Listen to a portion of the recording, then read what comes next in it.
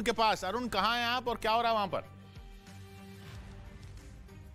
किशोर, हम कांग्रेस दफ्तर में एआईसीसी जो मुख्यालय है, हालांकि भारत जोड़ो यात्रा चल रही, तो अगर आप कांग्रेस दफ्तर की तस्वीर देखेंगे तो अरे अरुण, उनको बताओ भारत जोड़ो यात्रा के अलावा भी है चुनाव।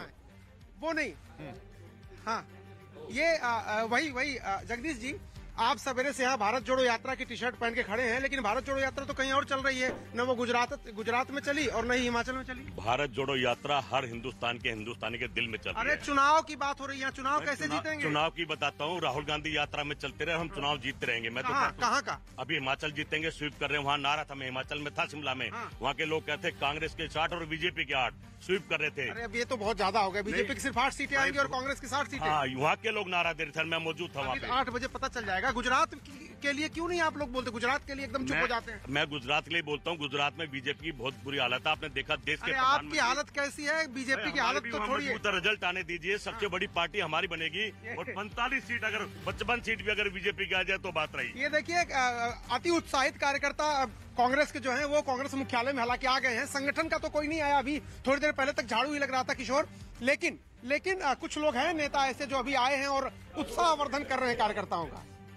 मतलब ये देखिए आयरनी कितनी शानदार है। वैसे भी झाड़ू वालों ने उनकी हर जगह रिप्लेसमेंट कर ही दी है, लेकिन इस तरह में बताइए, आज के हिमाचल प्रदेश के चुनाव का तो आप चर्चा ही नहीं कर रहे हैं, क्योंकि आपको लग रहा है कांग्रेस वहाँ पे जीतने वाली है, तो आप चर्चा करना ही बंद कर दीजिए। देखिए ये जो मुंगेरी लाल के हसीन सपने हैं जो दिख रहे थे, और लग रहा है सारे मॉर्निंग वॉक जो है, लाफिंग क्लब, लाफ्टर क्लब जो है वो ज्वाइन किया हुआ था और आ गए अचानक।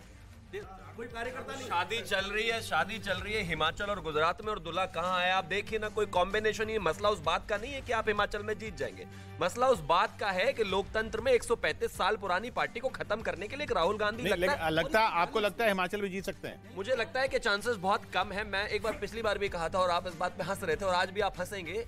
अगर बीजेपी इस तरह की चीजों में कहीं फंसती है तो उनका पोस्ट पोल अलायंस बहुत अच्छा है, पोस्ट पोल मैनेजमेंट बहुत बढ़िया है। कौन फंसी है उस पर मत जाइए और ना मेरी हंसी पे जाइए। आप बस ये बताइए कि विश्लेषण क्या है संजय जी, हिमाचल जीत जाएंगे? देखिए हिमाचल थोड़ा टफ लग रहा था, लेकिन हमें लगता है भारतीय जनता पार्टी निकाल लेगी, क्योंकि आपने देखा है कि कहीं ना कहीं देखिए आज के दिन में 2014 के बाद से आप देखिए राजनीतिक समीकरण बदल चुके हैं, और जो जनता है वो मोदी के नाम पे, भारतीय जनता पार्टी के नाम पे वोट देती है, ना कि वो किसी कैंडिडेट। क्या राजनीतिक इतिहास ये लिखा जाएगा 2014 से पहले का, 2014 के बाद? हमें तो ऐसा लगता है लिखा जाना चाहिए। चलिए, अब 14 मिनट रहते हैं जब से ये ईवीएम खुलना शुरू हो जाएंगी, और राजनीतिक इतिहास किस तरह से लिखा जाता है वो देख लेंगे गुजरात में और हिमाचल में। हिमाचल में भी ऐतिहासिक होगा अगर बीजेपी अपनी सरकार बचा लेती है तो इस वक्त गुजरात हिमाचल चुनाव के नतीजे 14 मिनट बाद खुलना शुरू हो जाएंगे। 14-15 मिनट बाद, 14-15 मिनट का और इंतजार है। लेकिन आपको हिमाचल से उम्मीद है मेरे ख्याल से? बस मुझे हिमाचल से उम्मीद नहीं है। देखिए मैं तो हिमाचल में भी नहीं है।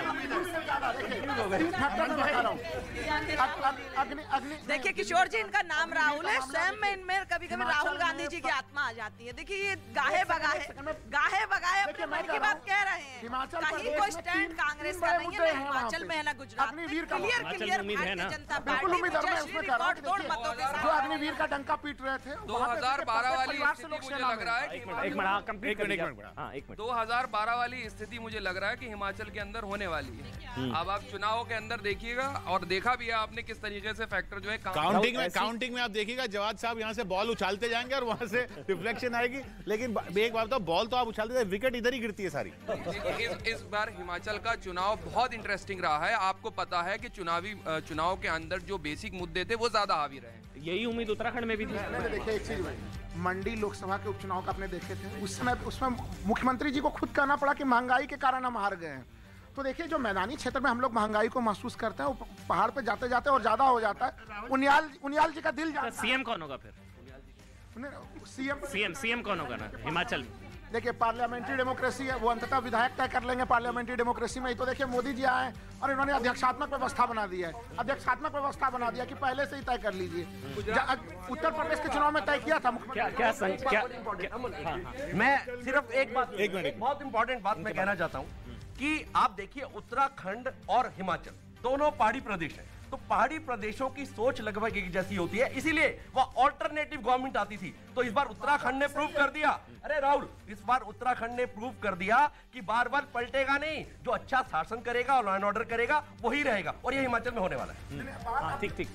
देखिए हिमाचल में ये जो सोच रहे हैं कि हमको कुछ हासिल हो जाएगा, ये इसलिए सोच रहे हैं कि शायद लोग नाराज होंगे, इन्होंने कुछ नहीं किया वहाँ पे, ये तो कहीं और घूमते रहे।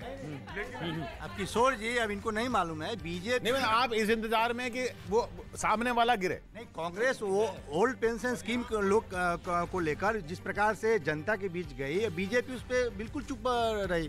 तो ओल्ड पेंशन स्कीम